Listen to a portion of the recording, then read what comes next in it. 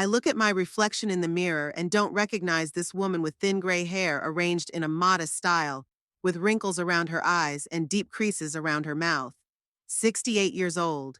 Each year leaves its mark, erases something of the old Rowena Hampton and adds a new one. Another wrinkle, another gray hair, another reason to sigh in the morning.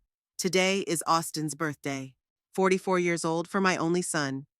In recent years, every family celebration has become an ordeal. I square my shoulders and pull a gray dress with pearl buttons out of my closet.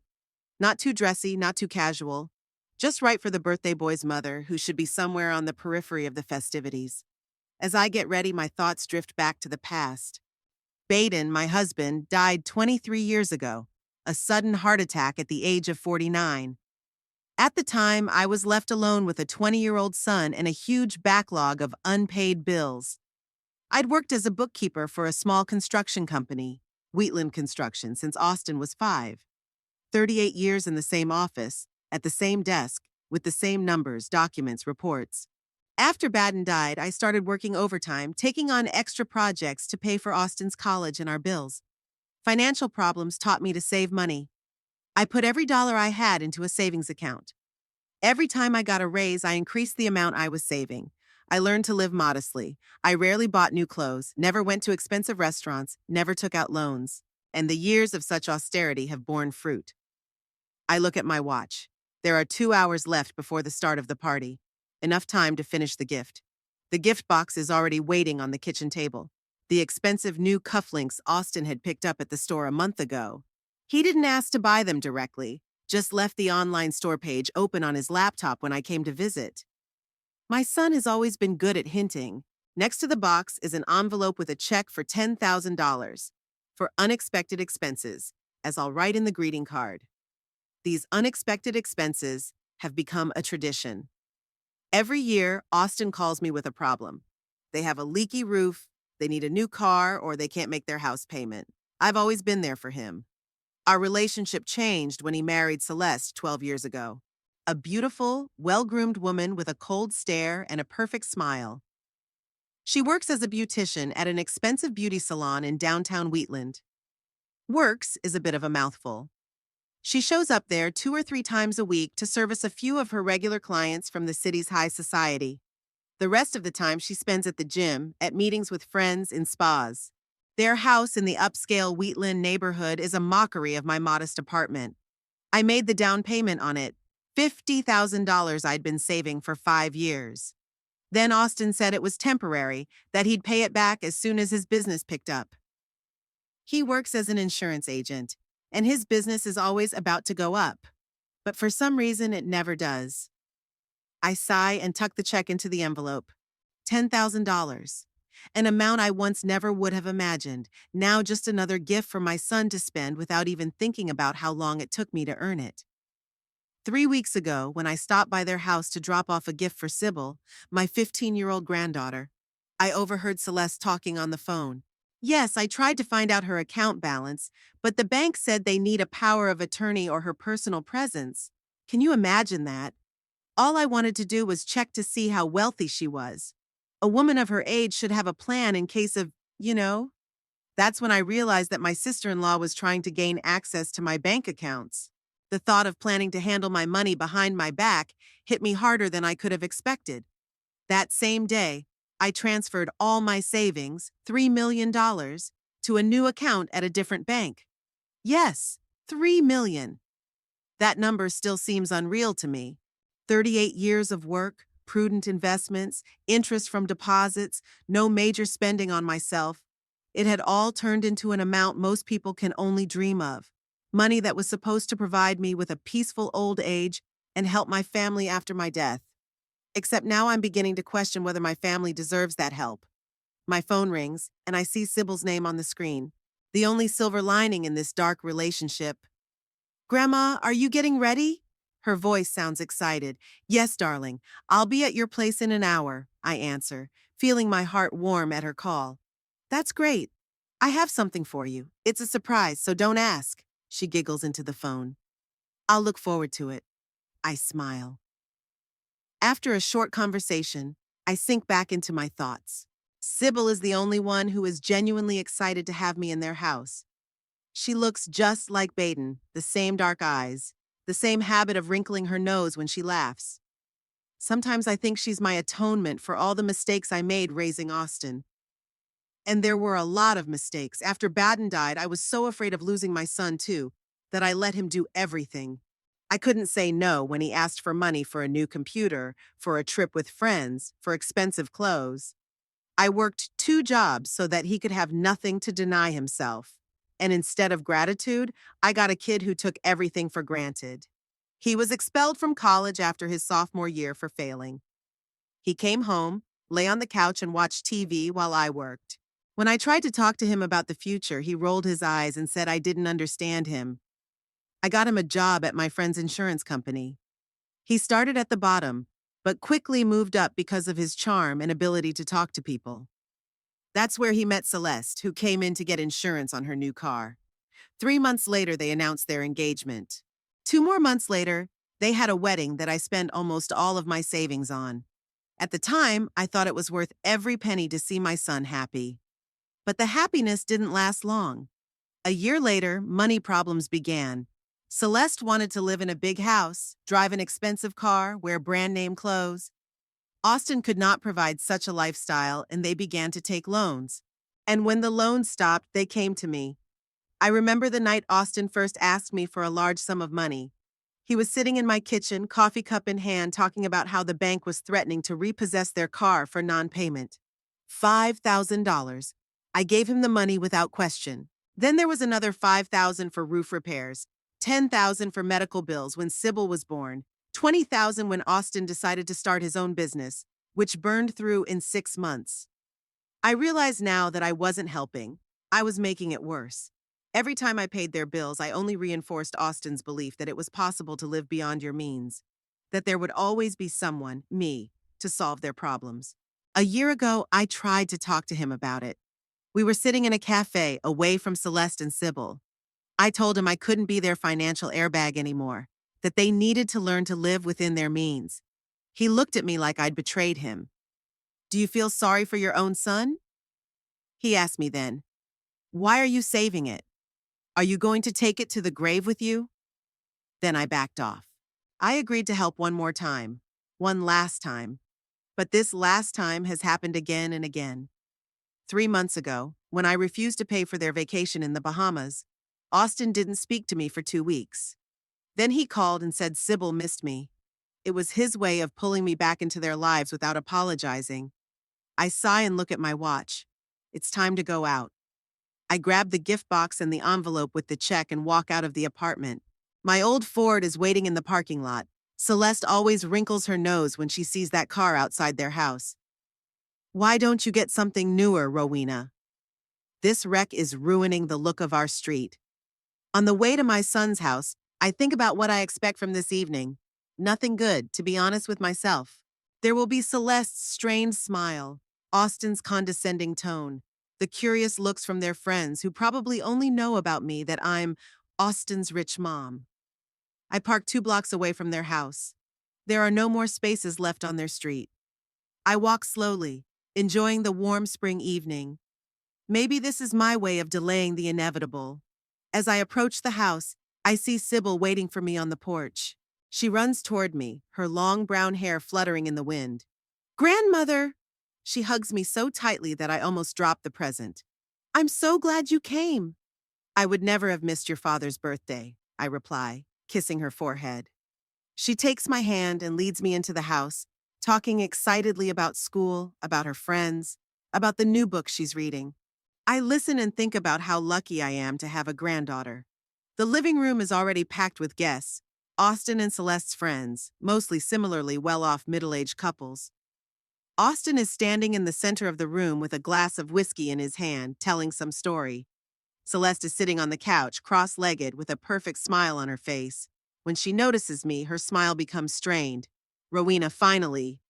She stands up and walks over to me, hugging me so as not to mess up her hair. We were already starting to worry. That's a lie. They weren't worried. They were probably hoping I wouldn't show up. Sorry I'm late, I reply, even though I know I was right on time. Happy birthday, Austin. My son turns to me, a smile on his face that doesn't reach his eyes. Mom, he walks over and gives me a hug. He smells of expensive cologne and alcohol.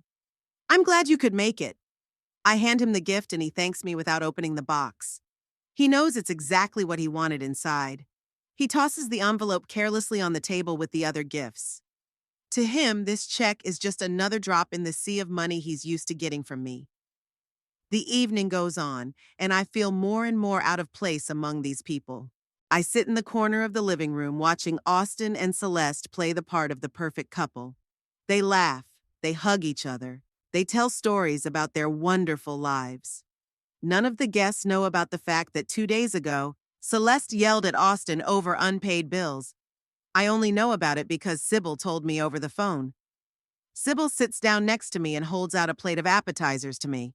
They're faking it again, she whispers with a wisdom not befitting her age. Everyone fakes it sometimes, sweetheart, I reply, stroking her arm. Not you, she looks at me seriously. You're always real. Her words touch me to the core. Maybe I really am the only person in this family who doesn't play a role. And maybe that's why I'm so out of place in their lives. When Celeste announces that it's time to cut the cake, I decide to go to the bathroom to freshen up. On the way, I pass by Austin's office and hear voices. The door is ajar and I see my son and Celeste leaning over the computer. As soon as she retires, we can convince her to rewrite her will, Celeste says. She loves Sibil. We'll say the money will go towards the girl's education. Mama would never agree to give away all her savings, says Austin. She's too careful with money. Come on, Celeste laughs. She always gives you what you ask for. You just have to find the right approach. By the way, did you get her check? Yeah, $10,000 the usual, he sighs. It's barely enough to pay off my car loan, though. $10,000. Celeste shakes her head. She could give more. She must have millions in her account. And she's giving us crumbs like we're beggars. I back away from the door, feeling cold inside. They're discussing my money like they already own it, planning how to access my savings, and Austin. Austin talks about my gift with such disappointment, as if I didn't give him a portion of my savings but just threw in change. I go to the bathroom, close the door, and stare at my reflection in the mirror. When did my family turn into vultures waiting for me to die so they could inherit? When did my son start taking my help for granted? When did I let this happen? Taking a deep breath, I wash my face with cold water and return to the living room just as Austin, already visibly drunk, raises his glass for a toast. I look at him and think about how things are about to change. They don't know it yet, but today will be a turning point in our lives. Because I can't go on living like this anymore. I can't pretend that I can't see their true attitude towards me. I can't let them use me. It's time for a change. And I'm going to start by listening to Austin very, very carefully. Austin raises his glass and all the guests fall silent. I can see that he's a little shaky. He's had at least 5 shots of whiskey this evening. His eyes glisten with a feverish gleam, and his smile seems a little wider than usual. Signs I learned to recognize when he was a teenager. My son is drunk and about to say something he'll regret. Friends, his voice is too loud for the cozy living room. Thank you for coming to celebrate my 44th birthday. Sibil walks over to me and takes my hand. I feel a slight shake, a sign of support. She too sees my father's state of mind and senses that the evening may not go as planned. 44 years, Austin pauses and sips from his glass. The age when you start to think about what you've accomplished in life and what you want to accomplish. Celeste stands beside him, her hand possessively resting on his shoulder. She smiles, but her eyes are wary of her husband. Even through the flawless makeup, you can see the tension on her face. I have everything a man could dream of, Austin continues, circling the living room. A beautiful home, a loving wife, a wonderful daughter, a successful career. That last phrase makes me chuckle bitterly. His successful career as an insurance agent barely brings in enough money to cover half of their expenses. The rest is covered by either Celeste's salary or my gifts. But you know what I'm missing to make me happy? He pauses dramatically, and I feel Sybil's hand tense in my palm. Freedom! Freedom to be myself without regard for other people's expectations. His gaze slides across the room and stops on me. In that moment, my heart sinks. I see something cold, almost hostile in his eyes. My mom always wanted the best for me. His tone becomes wimpy, insincere. Always been there for me when I needed help. Sometimes even too close, if you know what I mean. A few of the guests laugh awkwardly, the rest of us watching the situation unfold with interest, like an audience in a theater. Celeste tries to unobtrusively take his glass from him, but Austin pulls away. You know what I dream about on my birthday? His voice gets louder. That the people who think they know how I should live my life will finally leave me alone. I wish I didn't have to account for every dollar I spend. About. He looks right at me, and I can see the mixture of resentment, anger, and alcoholic recklessness in his eyes. About my mother finally disappearing from my life and letting me breathe freely. Now that would be a real birthday present. There is dead silence in the room. The faces of the guests are frozen in expressions of embarrassment and shock. Sibil squeezes my hand so hard it hurts, but I hardly feel it. My entire being is focused on the words my son has just spoken. For my mother to finally disappear from my life. Years of caring, sleepless nights, working to the bone, saving money on myself, all wiped out by one phrase thrown in a drunken stupor. But something tells me there's more truth in that alcoholic revelation than in all his assurances of love and gratitude. Celeste is the first to wake up. Honey, you've had too much to drink, she laughs strainedly, turning to the guests. Sorry, he always gets a little dramatic after the third drink. I'm not dramatic, I'm honest. Austin snaps back, but lets his wife take the glass from him. Don't all parents become a burden to their children at some point? The question hangs in the air like a poisonous gas slowly spreading through the room. I see some of the older guests exchange glances. Perhaps they are parents of grown children themselves and are wondering the same thing. I slowly release my hand from Sybil's palm.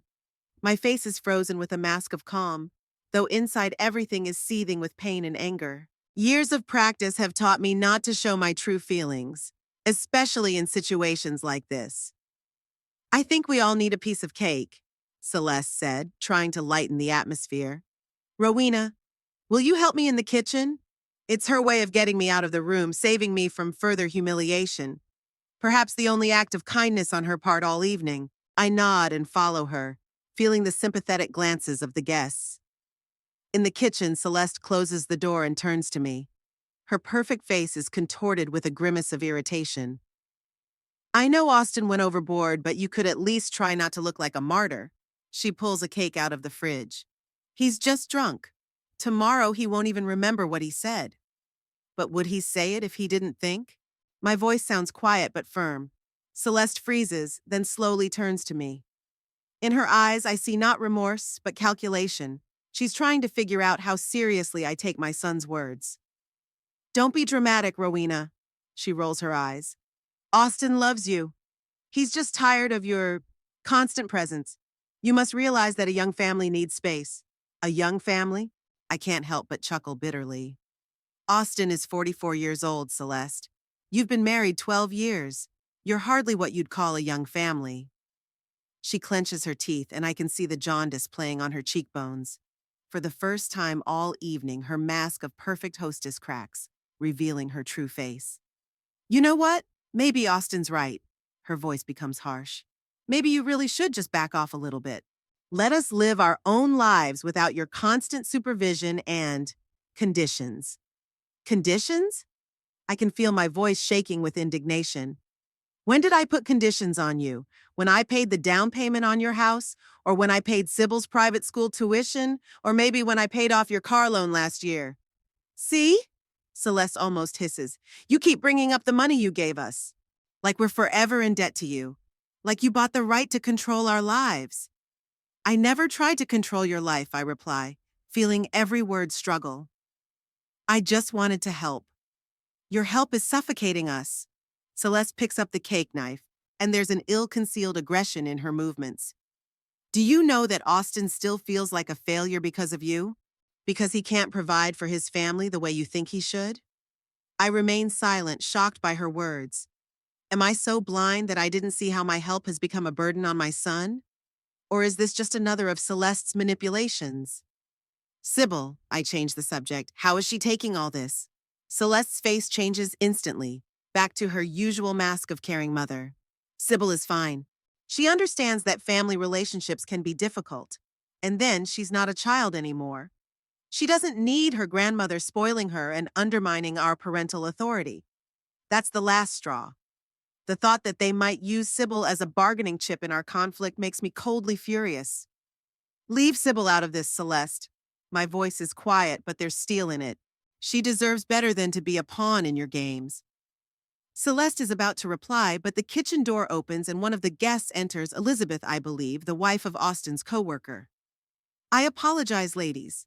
She smiles awkwardly, sensing the tension between us. I was just wondering if there was anything I could do to help with the cake. It's fine, Elizabeth. Celeste instantly switches into perfect hostess mode. Rowena and I were just discussing how many candles to put on the cake. After all, at our age, you don't always want to admit the true number of years, do you? She laughs, and Elizabeth joins her. I watch the scene in silence, amazed at how easily Celeste changes masks. I'll help you take the cake out, I say, deciding it's better to go back to the guests than to continue this pointless conversation. We walk out into the living room, where the atmosphere has already lightened up a bit. Someone has turned on some music, and the guests have broken into small groups and are having conversations. Austin is sitting in an armchair, his gaze unfocused and his whiskey glass in his hand again. Sibyl is nowhere to be seen. Celeste places the cake on the table in the center of the living room and claps her hands, drawing attention. And now for the most important moment of the evening, she announces. Austin, honey, come here. My son struggles to rise and walks over to the table, swaying slightly. I notice some of the guests exchanging glances. They are clearly embarrassed by his condition. Make a wish, my love. Celeste lights the candles. Austin closes his eyes for a second, then leans over and blows out all the candles with one exhale. The guests applaud and Celeste begins cutting the cake. I look around for Sibyl and, not finding her in the living room, decide to check her room. I walk up the stairs, trying not to attract attention. In the second-floor hallway, I hear muffled sobs coming from the door of my granddaughter's room. I knock softly and, without waiting for an answer, go in. Sibyl is sitting on the bed with her arms around her knees. Her eyes are red with tears. Grandmother, she looks up at me, and her face contorts with a new wave of tears. He shouldn't have said that. He had no right. I sit down next to her and put my arm around her shoulders. Her body shakes with held-back sobs. Hush, sweetheart. I stroke her hair. Your father just had too much to drink. He didn't mean it. Yes, he did. Sibyl pulls back and looks me in the eye with sudden hardness. I heard her and Mother talking about you yesterday. They think that you ought to give them all your money. Mom said you don't need it anymore, but they need it to live well. Her words hit me like a slap in the face, even though I'd already guessed about these conversations.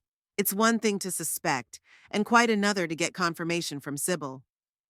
They're always fighting about money, she continued, wiping away her tears. Papa says Mama spends too much, and Mama yells that he doesn't earn enough. And then they both say you could help more, but you're holding on to your millions. I can feel the blood draining from my face. So they're discussing my finances in front of Sibyl, making me out to be a greedy old woman who refuses to help her own family. Granny, how much money have you got? Sibyl suddenly asks. Are you really a millionaire? I look into her curious eyes and realize I can't lie. Not to her. I have savings, darling. Enough to live comfortably and not worry about the future. But it's not about the amount of money, it's about how people treat each other. I know, she nods with unexpected wisdom.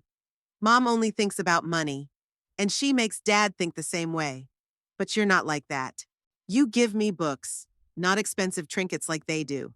You talk to me, not just brush me off. Her words touch me to the core. In that moment, I realize that perhaps not all my efforts have been in vain. Perhaps my love and concern have resonated, just not where I expected. I don't want their money, Sibyl. I don't want yours either. I take her hand. I just want you to be happy and know that I love you no matter what. I know, Grandma. She hugs me. And I love you too. Please don't be mean to Daddy. He's not always like this. I know, honey. We sit like this for a few minutes, embraced, in the silence of the room, broken only by the muffled sounds of music and voices from downstairs. Then I hear footsteps in the hallway and a knock on the door. Sibyl? Rowena? Celeste's voice sounds irritated. Are you here? The guests are asking for you. I can feel Sibyl tense in my arms. We'll be right down, I said, not opening the door.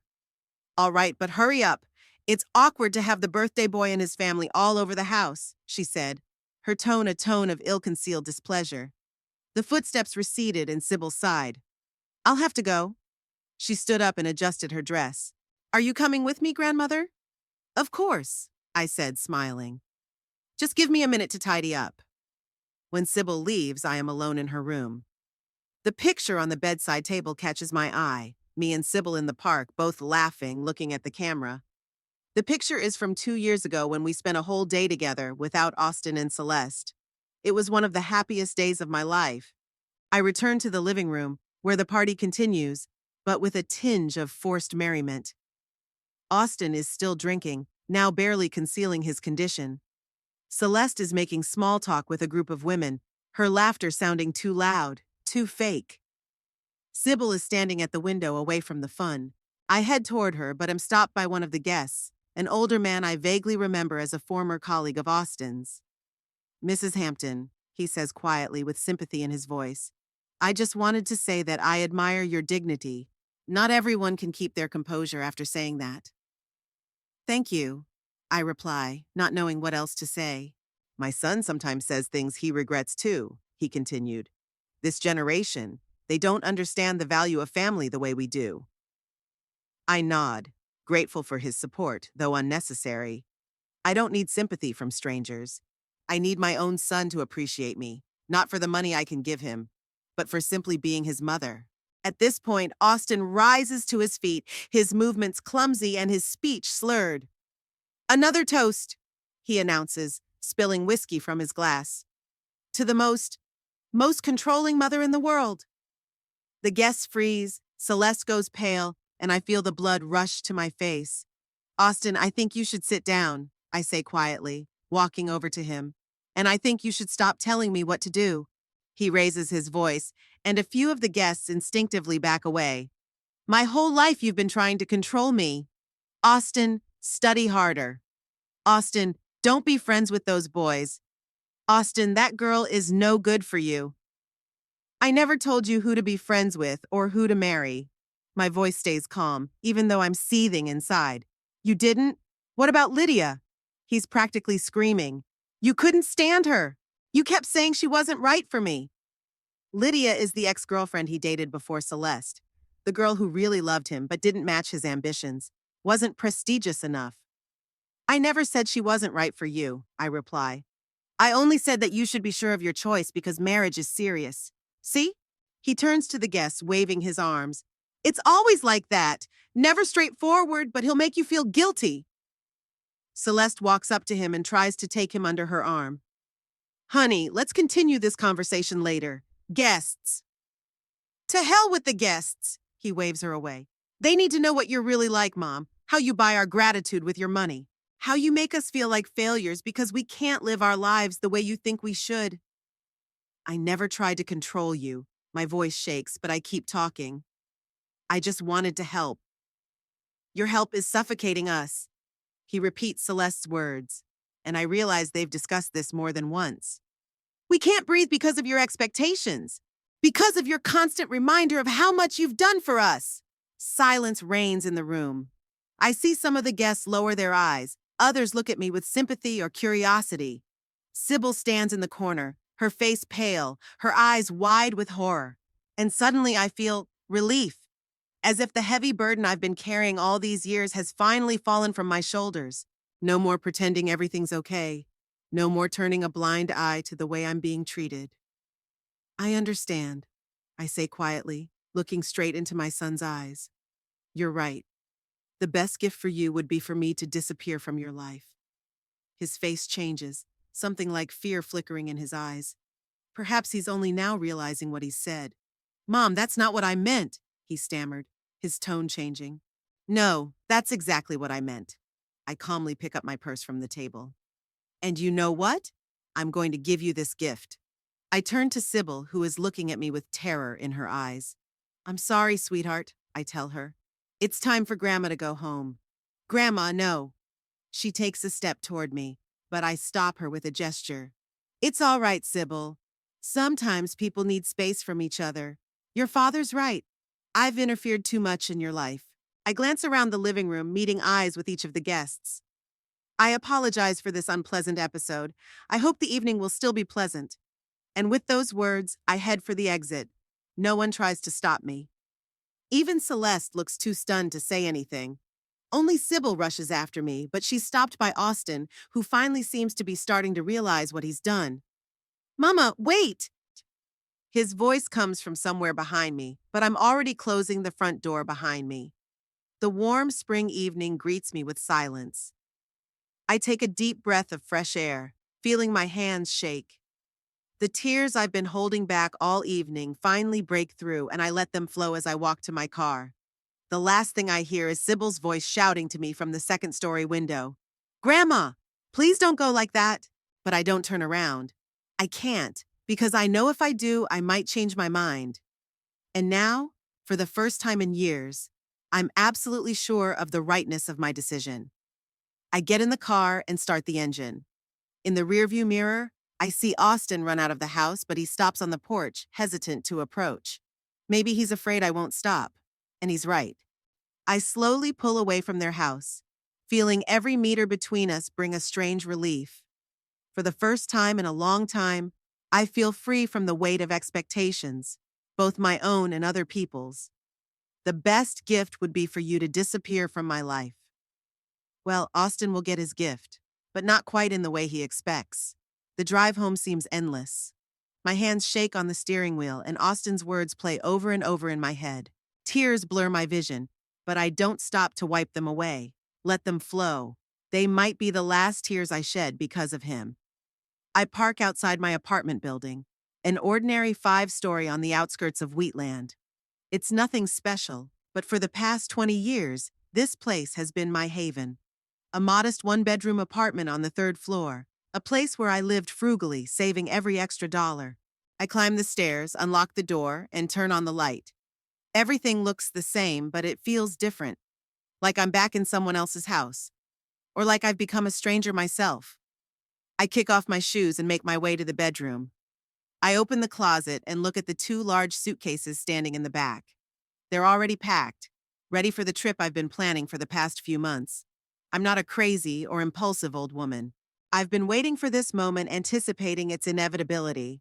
Perhaps not in such dramatic circumstances, but deep down I knew that sooner or later I would have to leave Austin's life. That sooner or later the mask of a grateful son would fall off completely, and he would show his true colors. 3 months ago, when I first heard Celeste talk about my bank accounts, something inside me changed. It was like a fuse had blown, protecting me from the bitter truth. I started to see clearly, act with determination. The first thing I did was change my bank details. I opened a new account at a different bank in a neighboring town where no one knew me. I transferred most of my savings there, leaving only the bare minimum for everyday expenses in the old account. Then I began to get rid of things that had accumulated over the years. Nothing of value, just junk that was long overdue to be gotten rid of. Old magazines, clothes I hadn't worn in years, kitchen utensils that had been gathering dust on the shelves. I didn't want to leave any trace of my old life behind. I rented a small house in the coastal town of Pinehaven, 300 miles from Wheatland. Found it on the internet, paid 3 months' rent in advance. No one, not even the landlord, knows my real name. I used my maiden name and middle name, Elizabeth Crane. I take out my suitcases and set them by the door. I return to the living room and sit down at the desk. I open a drawer and pull out an envelope with a new cell phone, a simple prepaid card. Only I know the number. And soon, Sibil. I take out a piece of paper and a pen. I think for a moment, choosing my words. This will be the most important letter of my life. Dear Sibil, I hope this letter finds you in good health. I'm sorry I left so suddenly, but I think you understand why I had to do it. I'm not gone forever. I just need time to myself, away from the the complications that have arisen between me and your parents. Inside the envelope, you'll find a cell phone. It's our secret line of communication. You can call or text me anytime and I'll always answer. But please don't tell your parents about this phone. They need to understand that some decisions have consequences. Don't worry about me. I'm safe and quite comfortably settled. And remember, no matter what happens between me and your parents, my love for you will never change. Love, your grandmother. I reread the letter, seal it in the envelope along with the phone and sign Sibil's name. I'll mail it tomorrow morning, from the other side of town, so as not to leave a trace. Then I take out another piece of paper.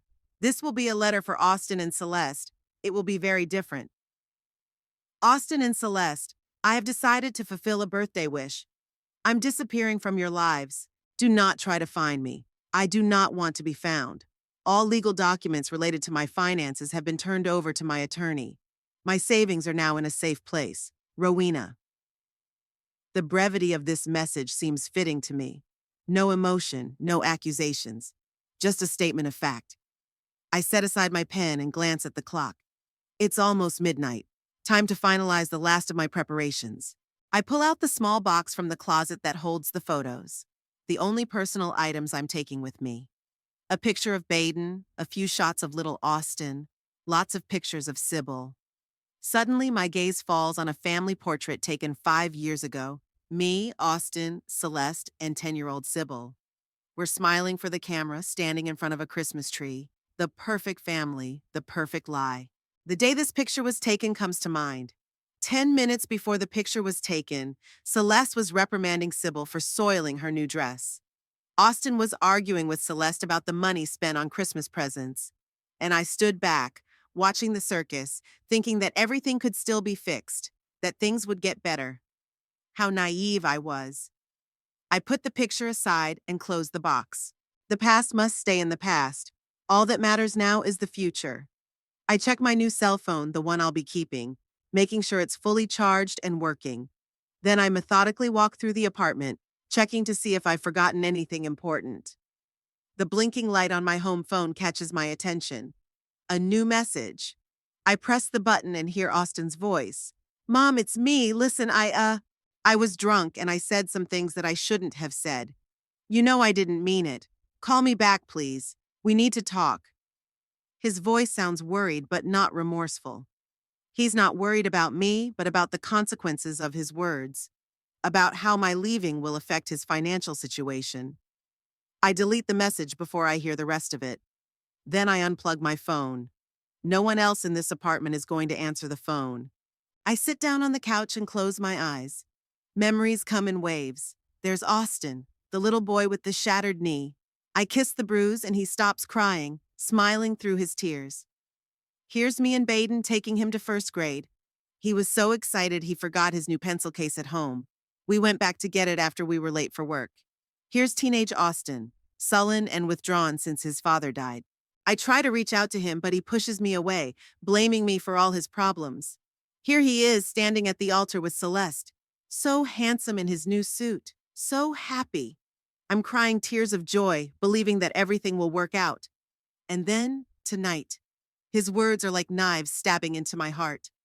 The best gift would be for you to disappear from my life. I open my eyes. No more tears, only determination. I stand up, grab my suitcases, and look around the apartment one more time. So many years of living within these walls. So many memories. But none that would make me want to stay. I close the door and walk down to the car. I load my suitcases in the trunk and get behind the wheel. The city is asleep. The streets are empty. Perfect time to disappear. On the way, I stop at a 24-hour post office and mail a letter for Sibil.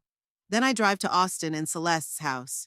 The lights in the windows are still on, the parties probably in full swing, or they're fighting about me leaving. I park a block away and wait. An hour later, the last guest car leaves and the house lights go out. I get out of the car, walk up to the house, and drop my short letter in the mailbox. The final touch. I get back in the car and drive out onto the highway leading away from Wheatland. With each mile, I feel the weight of the past slowly letting go of me. Ahead is freedom. A new life ahead. At 5 in the morning, I'm 100 miles from Wheatland. I stop at a roadside cafe for a coffee and some rest. I pull out my laptop and connect to the internet via my cell phone. I log into my bank account. $3,264,587.32. The result of my entire life, expressed in numbers. I click the Transfer Funds button and enter the details of the new account. I confirm the transfer. Done. The money is now completely out of Austin and Celeste's reach. They don't even know this account exists. Don't know the name of the bank, don't know my new name. I close my laptop and finish my coffee. My heart feels light for the first time in a long time. I've done something I should have done a long time ago. At 7 in the morning, I'm on the road again. The road ahead is clear and I pick up the pace. Pinehaven is waiting for me. At this very moment, a new day begins at Austin and Celeste's house. I imagine them waking up hungover with headaches and anxious thoughts. As Austin recalls his words and wrinkles his nose in shame, not because he regrets what he said, but because he fears the consequences. Celeste is probably reassuring him, telling him that I'll cool down soon and come back, that I won't be able to hold a grudge against my own son for long, that my maternal feelings will override my pride. How wrong she is. Of course, they won't care at first. They'll think I'm just letting them know how much they've hurt me. That this is some sort of punishment, a temporary measure. Maybe Austin will try to call me again. Leave another message, more guilty, more insistent. When I don't answer, he'll get angry. He'll tell Celeste that I'm being childish, that I've always been overdramatic. Then they'll find my letter in the mailbox. They'll read it once, twice, a third time, trying to see if I'm serious. Austin will say it's a bluff, that I'm trying to scare them. Celeste won't be so sure. In a day or two, they'll start to worry for real. Not about me, about the money. They'll drive to my house, ring the doorbell, and when I don't answer, use the spare key I gave them years ago, just in case. They'll walk into an empty apartment and see that the most important things are gone. They'll realize that I'm not just offended, I'm gone. I'm really gone. Then panic will set in. They'll call hospitals, the police, my few friends. No one will be able to help them because no one knows where I've gone. I haven't committed a single soul to my plans. And at some point, Austin will get the idea to check his bank account, the one whose details he accidentally saw 2 years ago when I left a statement on my desk, the one he hoped to access after my death. He'll log into online banking. Of course, he knows my password. He snooped when I entered it in his presence. And see? Nothing. Or rather, almost nothing. A few $100s instead of the expected millions. That's when the real hysteria starts. That's when Celeste would show her true colors. She'll accuse Austin of ruining everything with his drunken speeches. She'll say he has to find me immediately and convince me to give him the money back. But they won't find me. They never will unless I want them to. Sibil will be the only one who really misses me, the only one who will care about my welfare, not my money. And she'll be the only one who will know how to contact me. I wonder how long Austin and Celeste will keep the truth from her. How long will they pretend that everything's fine, that Grandma's just taking a little trip? Sooner or later, she's going to have to find out that I took all the money, that her parents are without the financial safety net they've been counting on. How will she react? Will she be disappointed in me? Or will she understand why I did what I did? At noon, I'm 200 miles outside of Wheatland. I stop for gas and a bite to eat. I sit at a table by the window, watching the cars go by, and think about what's going on at Austin's house right now.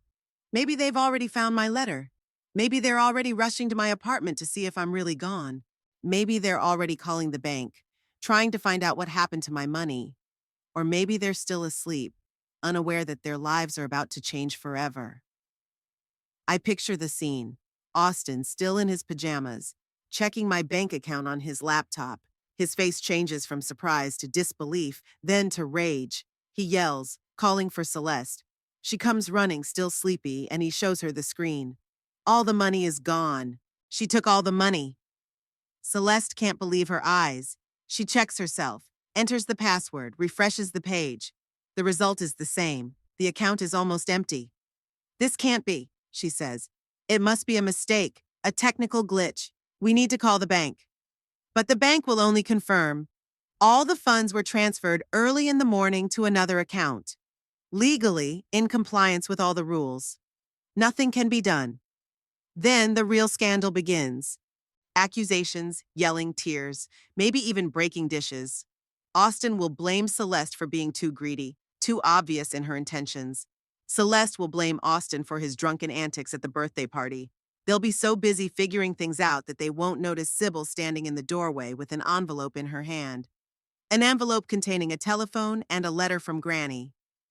I pay the bill and go back to the car. It's still a few hours' drive to Pinehaven. I'm in no hurry. I have my whole life ahead of me, a new life without manipulation and hidden expectations, without having to buy my own son's love. At 3 in the afternoon, my new phone rings.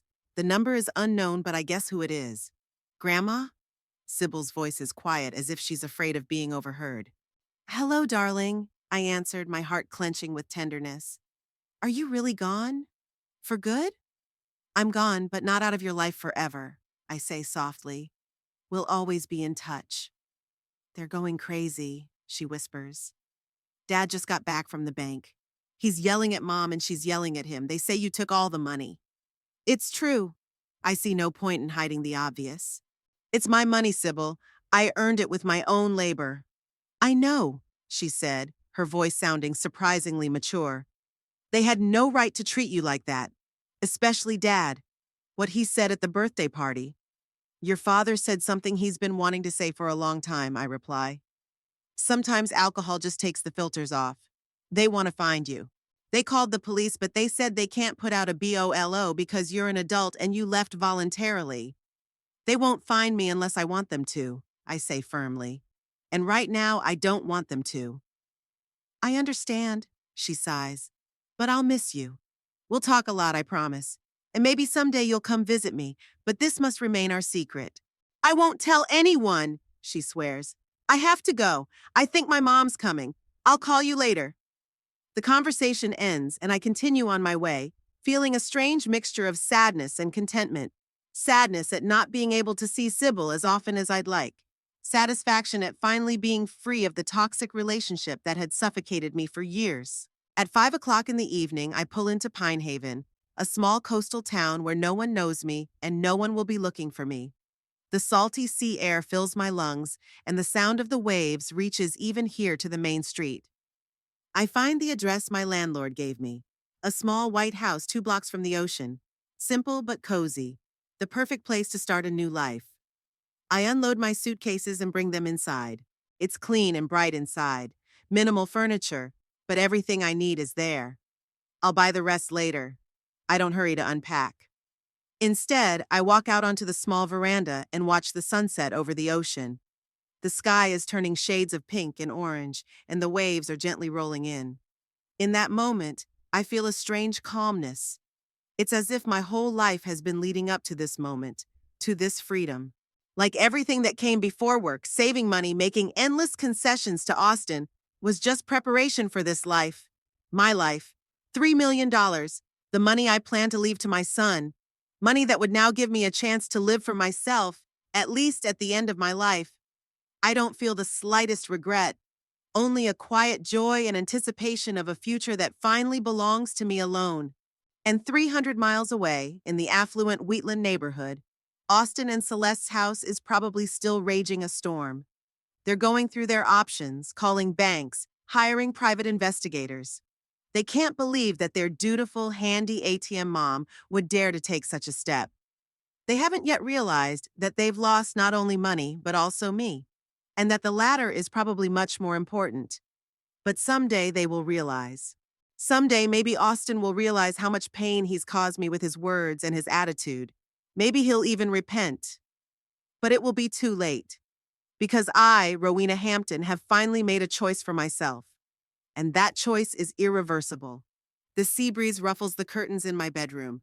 I open my eyes and watch the play of light and shadow on the ceiling for a few seconds. A month.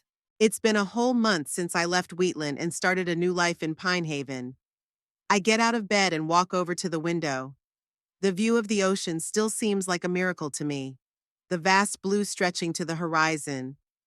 How could I have lived 68 years without seeing this beauty every day? My little white house has truly become mine this month.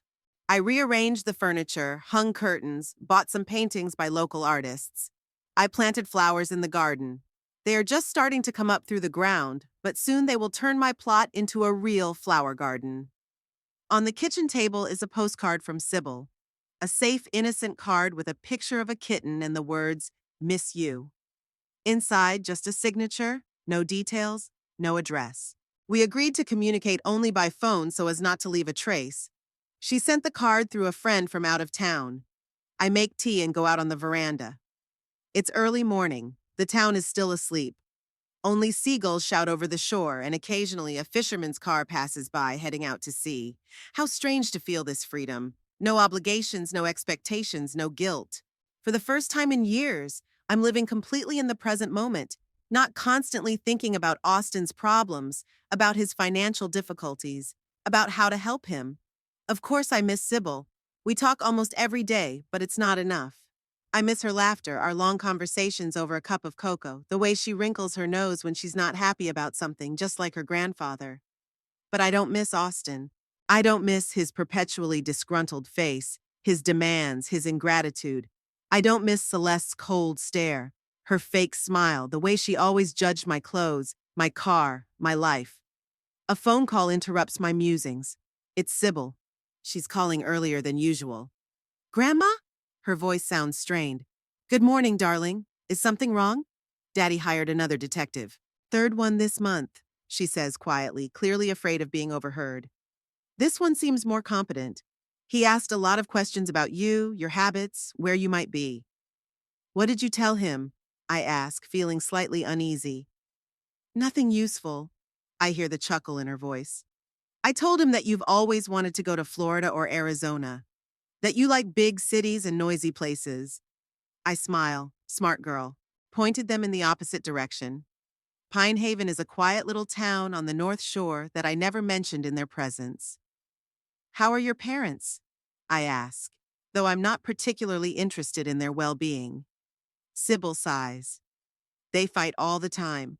Mom blames Dad for scaring you off with his words at the birthday party. Dad blames Mommy for being too greedy and obvious. Yesterday, Mom even threatened to leave if Dad didn't find a way to pay you back. I shake my head. So Celeste has finally shown her true colors. Without my money, their marriage is starting to fall apart. What about their finances? That's the question that interests me more. Not good. Sibyl lowers her voice again. They thought you had a lot more money in your account. They were planning to pay off their loans, buy a new car for Mom, renovate the house, and now they have to save money. Mom's even talking about selling the house and moving to a smaller apartment.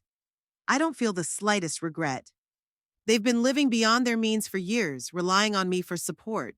It's time they learned what real life is. And how are you, sweetheart? I ask with genuine concern. I'm fine. She tries to sound cheerful, but I can hear the tiredness in her voice. School's good. I'm spending more time with my friends so I don't have to hear them fighting. Maybe you should come visit me for the weekend, I suggest impulsively. We could spend time together like we used to. There's a pause. I realize I'm asking too much. She'd have to lie to her parents, organize the trip, keep everything a secret. I wish I could, she finally answers. But it's too risky right now. They're watching me more closely than usual. They must suspect that I know where you are. Of course I understand, I answer, hiding my disappointment. Maybe later when things have calmed down a little. I will, she said, promise in her voice. I have to go. My mom will be up soon. Love you, Grandma. Love you too, sweetheart. After the conversation, I stay on the veranda, looking out at the ocean and thinking about Sibyl. Maybe I should have taken her with me. But that would be kidnapping. Besides, for all their faults, Austin and Celeste are her parents. I have no right to break that bond. The day begins as usual. I eat breakfast, then head to the beach for my morning walk. Over this month, I have grown to love these walks. Long, leisurely, giving me time to think and enjoy the beauty of nature. The beach is not crowded at this time of year. A few locals walk their dogs, a couple of older men fish from the pier, a young woman does yoga on the sand. I've already met many of the beach's regular visitors. Marge is a 60-something widow who moved here after her husband died. Fred and Harold are elderly fishermen who try to catch something substantial every morning, but usually come back empty-handed but with new stories. Lisa is a local school teacher who practices yoga at dawn. They all know me as Elizabeth Crane, a recently widowed woman who has decided to start a new life by the sea. No one asks too many questions. There are lots of people in small coastal towns like this looking for a new beginning. Good morning, Elizabeth! Marge waves at me and I walk over to her. Her little poodle, Peaches, jumps happily around my feet. Good morning, Marge. I smile, bending down to pet the dog. How are you doing? I'm fine, dear. Did you remember the book club tonight? We're discussing The Secret Life of Bees. Of course I haven't forgotten. I nod. I'll be there at 7. Book club is one of my new hobbies. 5 women around my age who meet once a week to discuss a book they've read. It's nothing fancy, but it gives me a chance to socialize with people, make new acquaintances. That's great! Marge pats me on the arm. And don't forget to bring your famous lemon pie. It was a sensation last time. I'm laughing. People always liked my baked goods, but in Wheatland, I rarely had the opportunity to cook for anyone but family. Austin always preferred store-bought desserts, considering them more upscale. I continue my walk, reflecting on how my life has changed this month. I've become calmer, more confident. I stopped constantly thinking about money, about how much I could spend, how much I should set aside, how much I should give to Austin. Now I can afford small pleasures. A new dress, a meal at a restaurant, a ticket to a concert at the local community center. Nothing extravagant. Years of saving money have taught me the value of simple things. But now I spend money on things that make me feel good, not what others think I need. I get home by noon. There's a package waiting for me on my doorstep. The books I ordered online. I rarely bought anything for myself before, especially online. Celeste always made fun of my technophobia and old-fashionedness. But here in Pinehaven, I've started to embrace new technology and discover new possibilities. After lunch, I drive to the local library, my new favorite destination. The library is small but cozy, with big windows and an ocean view. I signed up there the first week after I arrived and have been a regular ever since. Mrs. Crane, minus Miss Parker, the librarian, a young woman with bright red hair, greets me. I put aside for you that gardening book you asked about. Thank you, Miss Parker. I smile, accepting the book. And please, call me Elizabeth. Only if you call me Rachel. She smiles back. Gardening is another new hobby. I never had a garden before, just a few pots of flowers on the balcony of my apartment. Now I have a small plot of land and I'm determined to turn it into a blooming oasis. Oh, and one more thing. Rachel lowered her voice as if about to share a secret. Minus Mr. Elliot asked about you yesterday. I feel my face grow warm. Norman Elliot is a 67-year-old widower and former professor of English literature who moved to Pinehaven 3 years ago. We met at the library 2 weeks ago when we both reached for the same Jane Austen book. Did you? My voice sounds overly interested, and Rachel smiles even wider. Yes, he wanted to know if you were planning to attend the poetry night on Friday. Said he'd love to keep you company. I don't know what to say. The last time I went on a date. Oh my God, 30 years ago? After Baden died, I didn't even think about other men. My whole life revolved around work, Austin and then Sibil. Yeah, I'll think about it, I finally answer, and Rachel nods, clearly pleased with this little drama in the quiet library. I return home with a new book and mixed feelings. Am I really ready for this kind of life change? For a new relationship? Or is it too much and too fast? In the evening before book club, I make the lemon pie that Marge and the others like so much. A simple recipe I remember from my childhood. My mom always said, Rowena, a good lemon pie can solve half of life's problems. I think of my mom, who is long gone. What would she say about me running away? About what I did to Austin? Would she have approved of my decision or disapproved? I'm so immersed in these thoughts that I flinch when the phone rings. It's an unfamiliar number, not Sybil's. I hesitate, but then I answer it. Hello? Mrs. Hampton? A man's voice, unfamiliar. My heart sinks. No one in Pinehaven knows me by that name. Who is it? I ask, trying to keep my voice calm. My name is Alex Morris, and I'm a private investigator hired by your son, Austin Hampton. My voice sounds professional, unemotional. He's very concerned about you and asked me to find you. So they found me after all, or they think they have. I have to be careful. I'm afraid you have the wrong number, I reply. I don't know anyone by that name. Mrs. Hampton, I understand your desire to remain incognito, the detective continues, ignoring my denial. But your son is really concerned. He just wants to make sure you're okay, I repeat. You have the wrong number, my voice gets firmer. Goodbye. I hang up, feeling my hands shaking. How did they find this number? Could Sibyl have accidentally let it slip? No, she's too smart for that. Maybe they traced my phone somehow, but it's a new number, unrelated to my old one. The phone rings again. Same number. I don't answer it. It goes silent after the fifth ring, but a minute later a message comes through. Mrs. Hampton, I understand your disbelief, but Austin is truly remorseful and wants to reconcile. He is willing to accept your terms. Please contact me when you are ready to talk. I delete the message. After another minute, the next one arrives. Your granddaughter Sibyl misses you very much too. She deserves to see her grandmother. This is getting low, using Sibyl to pressure me. I block the number and turn the phone off. My hands are still shaking, but now from anger, not fear. They're not remorseful. They want their money back, not a relationship. And they're willing to use any means, including Sibyl, to get their way. I inhale deeply, trying to calm myself. They don't know where I am. If they did, the detective wouldn't have called. He'd have come in person. This is just an attempt to get information out, to get me to give myself away. Tomorrow I'll buy a new phone with a new number. I'll give it only to Sibyl, with a warning to be even more careful. The detective's call spoiled my mood, but I won't let it spoil my evening. I finish my pie, change, and go to Marge's house where the book club is meeting. Elizabeth, darling, Marge meets me at the door. We were beginning to think you weren't coming. Sorry I'm late, I smile, handing her the pie. I was a little late with the baking. The other club members were already gathered in the living room. Jean, a former school teacher. Dorothy, the owner of the local flower store. Eva, a retired librarian. And Carla, the youngest of us, a recently divorced woman in her 50s.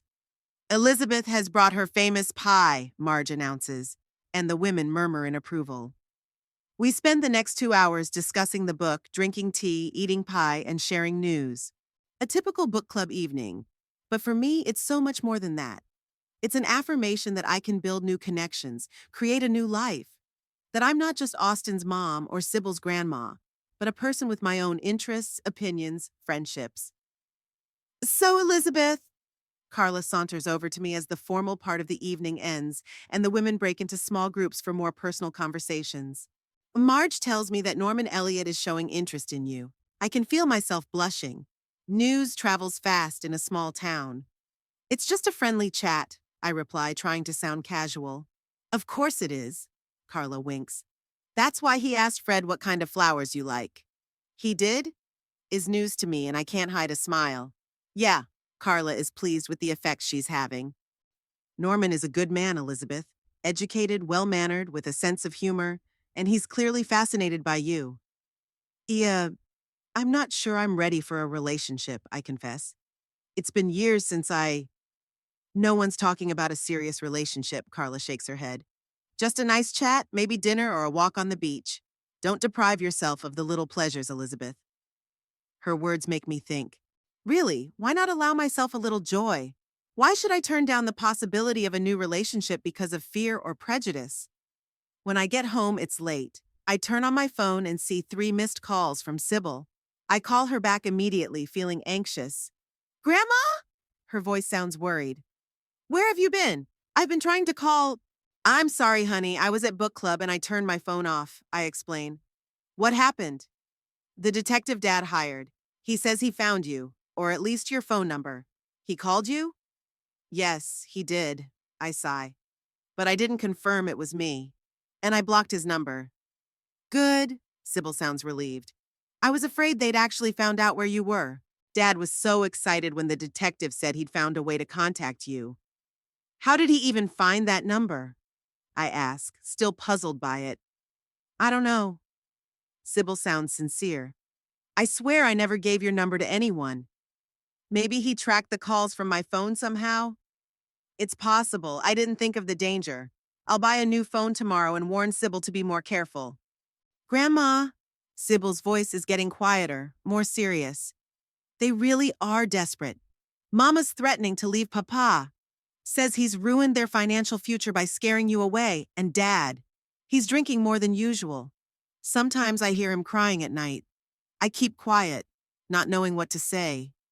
Part of me feels satisfied that they're finally facing the consequences of their actions. The other part, the part that's still a mother, worries about her son no matter what. Sibyl, I finally say. Your parents are adults. They created this situation and they have to find a way out. I can't go back and pretend it never happened.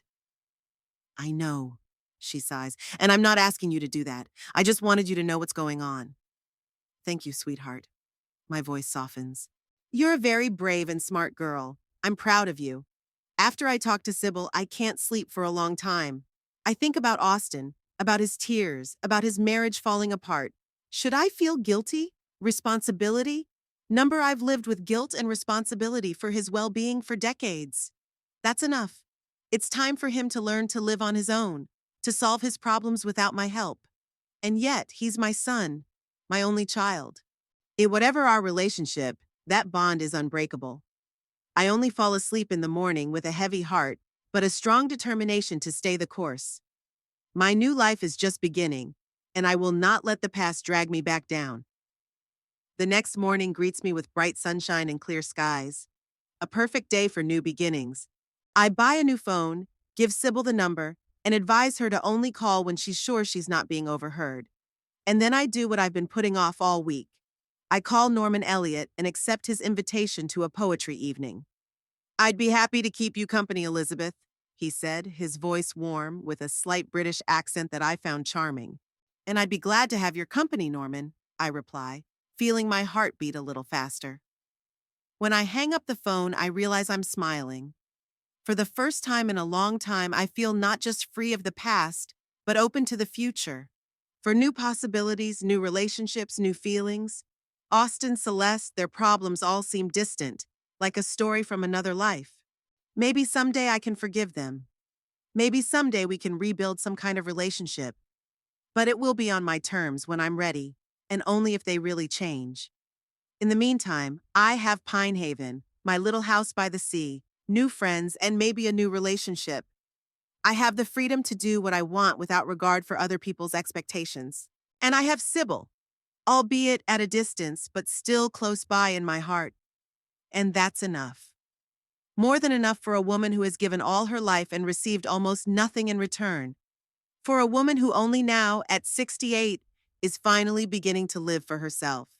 The morning light floods the kitchen, playing on the porcelain cups on the table. I pour the coffee into cups, add milk a little for me, a little more for Norman. In a year, I have learned his habits as well as he has learned mine.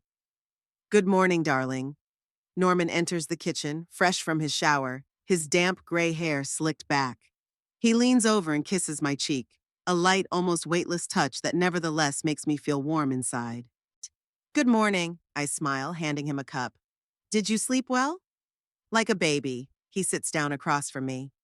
You have the most comfortable bed in Pinehaven. I laugh. It's really new, bought 6 months ago when Norman and I took things to the next level. He hasn't moved in with me. We both value our independence too much, but he spends 3 or 4 nights a week here. A year. It's been a whole year since I left Wheatland and started a new life. Sometimes I think it was in another life, with another woman. A woman who was afraid to say no, who lived other people's expectations, who thought she didn't deserve her own happiness. What's on your mind? Norman looks at me over his glasses, his blue eyes full of genuine interest. About how much things have changed in a year, I answered honestly. I'm always honest with Norman. It's one of the unspoken rules of our relationship. He nods, understanding without further explanation. He knows my story not right away, gradually, but I told him everything. About the son who wanted me out of his life. About the daughter-in-law who only saw me as a wallet. About the $3 million I'd taken with me, starting a new life. Norman never judged me for that decision. You showed courage, Elizabeth, he said, when I first told him the truth. I was still Elizabeth Crane to him then, but soon became simply Rowena. I revealed my real name only to him and no one else in Pinehaven. By the way, Sibyl called, I said, remembering the conversation I'd had this morning. She and Austin are having a big fight. Norman frowns. He's never met Sibyl in person, but he's heard so much about her this year that he's almost like family. What is it this time? The usual. I sigh. He won't let her stay with me for the summer. Says it's inappropriate, and that he doesn't trust her safety to a woman who stole $3 million. Norman snorts. Stole? From herself? That's exactly how he sees it. I shake my head. To him, that money has always been part of his inheritance, something that rightfully belongs to him. What about the divorce? Norman pours himself a cup of coffee. Is there any news? I nod. It'll be official next week. Celeste's already moved out, taking everything she can with her. Sibyl says she's even taken down the chandeliers. No wonder. Norman shakes his head. It was clear from the start that this marriage was all about money. Your money. He's right, of course. Celeste filed for divorce 8 months after I left, when it was obvious there was no money coming back. Austin had started drinking seriously by then, had lost his job because of his systematic tardiness and absences.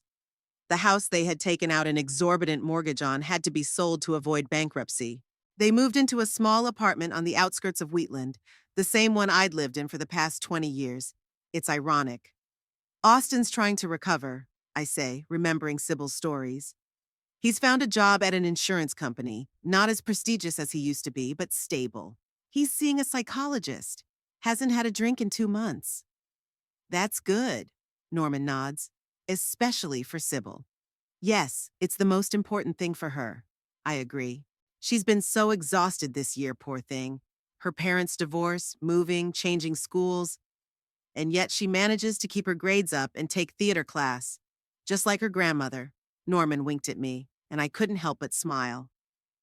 After breakfast, we go for a walk, a daily ritual that has been a part of my life since coming to Pinehaven, and that I now share with Norman. We walk along the shore, holding hands like teenagers, and discuss the book we are both currently reading. On the way back, we stop by the post office. Among the usual bills and handbills, I find a letter with unfamiliar handwriting on the envelope. I open it at home, sitting on the veranda with a cup of tea. Dear Mother, I don't know if this letter will reach you. I'm sending it to the address Sibyl gave me, hoping she's not mistaken. I thought long and hard about whether I should write to you. Pride said I shouldn't, that you should take the first step after what you've done. But the psychologist convinced me that was the wrong approach, that I should take responsibility for my words and actions. I was a terrible son, selfish, ungrateful, greedy. I took your help and care for granted without thinking about what it cost you. And when you left, taking your money with you, I was angry not because I had lost my mother, but because I had lost my financial support. It's embarrassing to admit, but it's true. Divorcing Celeste opened my eyes to a lot of things. The way I was in our marriage, the way I was with you. It's painful to face, but it's necessary. I'm not asking you to come back. I'm not asking for money. I'm not even asking for forgiveness because maybe I don't deserve it. I just want you to know that I understand why you left.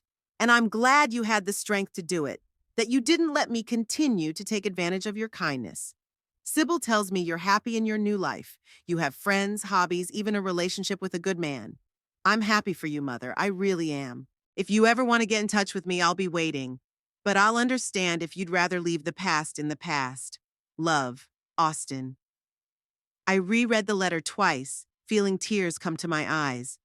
It's like Austin in his best moments, when he was sincere, open, able to admit his mistakes. That's how I remember him as a kid, before life's hardships, and Celeste's influence turned him into someone I barely recognized.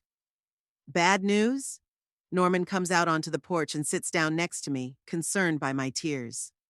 No, I shake my head. A letter from Austin, the first one all year. I hold it out to him and he reads it, taking his time, scrutinizing every word. Then he folds it neatly and hands it back to me. What do you think? He asks, not trying to give me advice or an opinion. I don't know, I admit honestly. Part of me wants to believe that he's changed. that this is genuine remorse and not another attempt at manipulation. But another part of me is afraid of being disappointed again. Norman nods, understanding my doubts.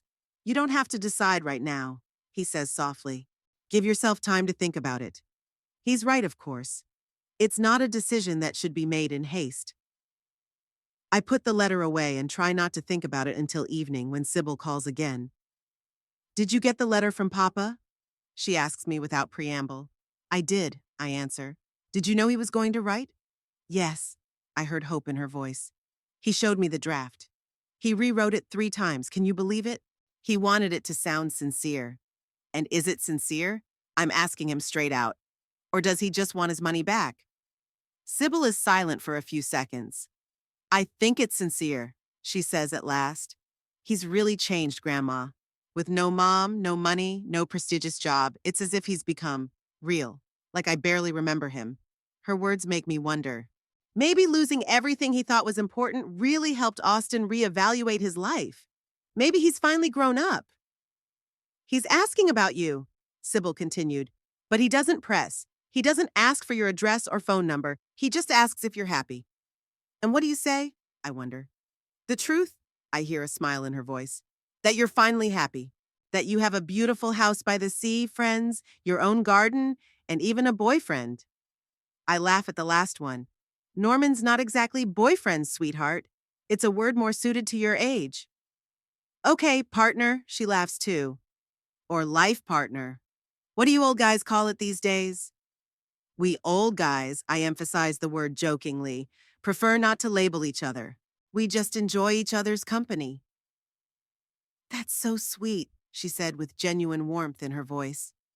I'm so happy for you, Grandma. And I'm dying to meet your non-boyfriend.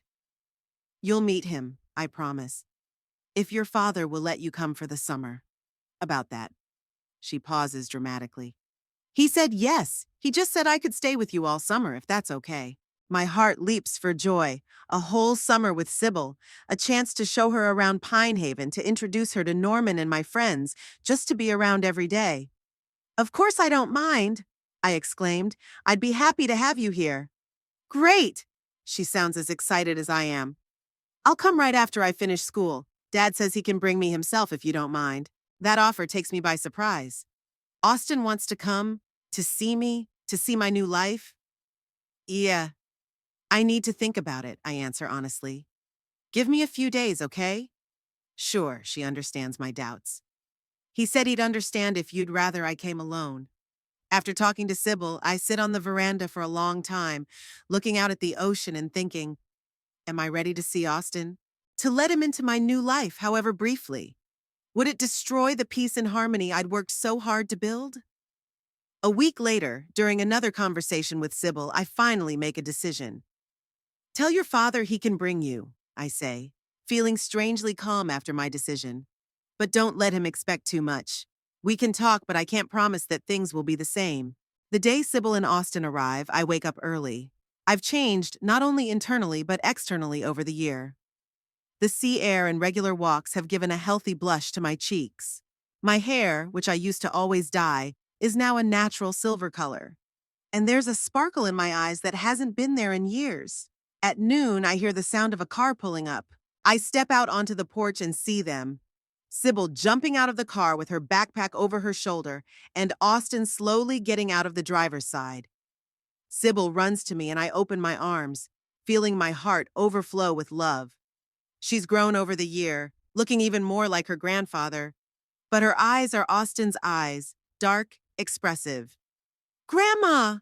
She hugs me so tightly that I almost lose my balance. Finally, I've missed you so much. I missed you too, sweetheart, I whisper, kissing the top of her head. Missed her so much. Austin stands a few feet away from us, hesitant to come closer. He's changed too. He's lost weight, graying at the temples, and his features have become sharper. But what strikes me most of all are his eyes, which no longer have the arrogance and condescension I'm used to. Only uncertainty and something akin to hope. Hello, Mom, he says softly. Hello, Austin, I reply, releasing Sibyl from his embrace, but leaving my hand on her shoulder. There is an awkward pause. We stare at each other, not knowing what to say. how to bridge the gap between us. You have a beautiful home, he finally says, looking back at my little cottage with its flowering garden. Thank you, I nod. Come in, I've made dinner. When it's time for him to leave, I walk him to his car. Sibyl stands beside me, her hand in mine. Thank you for letting me come, Austin says, looking at me with an uncertain smile. And thank you for trusting me with Sibyl. She loves you, I answer simply.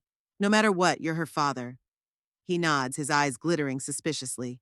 Then, after a second's hesitation, he steps forward and puts his arms around me gingerly, as if he's afraid I'll push him away. I don't push him away, and I don't hug back. I just stand there, allowing him this moment of intimacy. Take care of yourself, Mom, he whispers, pulling back. And take care of your new life. You deserve to be happy. I watch him get into the car and drive away, getting smaller and smaller on the horizon until he disappears from sight altogether. Sibyl squeezes my hand. Are you all right, Grandmother? Yes, darling, I smile at her. I'm fine, and it's true. I'm really fine. I have my house by the sea, my friends, my Norman. I have Sibyl, not always with me, but always in my heart. I have freedom, the precious, long-suffering freedom to be myself, to live for myself. And I have money.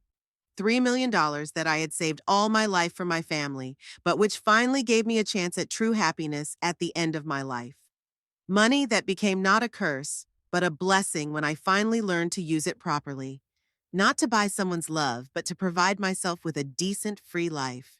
I don't know what's next for Austin, whether we'll ever get back to a normal relationship. But what I do know is that I'm never going back to my old life. I will never be the same Rowena who lived other people's expectations and other people's dreams. Late at night, when Sibyl is already asleep in her new room, I sit on the veranda with Norman, admiring the stars over the ocean. What are you thinking about? He asks, taking my hand. Freedom has a price, I answer, looking up at the night sky. Sometimes that price is the break with the past, the loss of relationships, the pain of separation. But it's worth it. Norman squeezes my hand, and we sit in comfortable silence, listening to the sound of the waves and enjoying the peace I finally found. The peace that was worth $3 million, but that no amount of money could buy.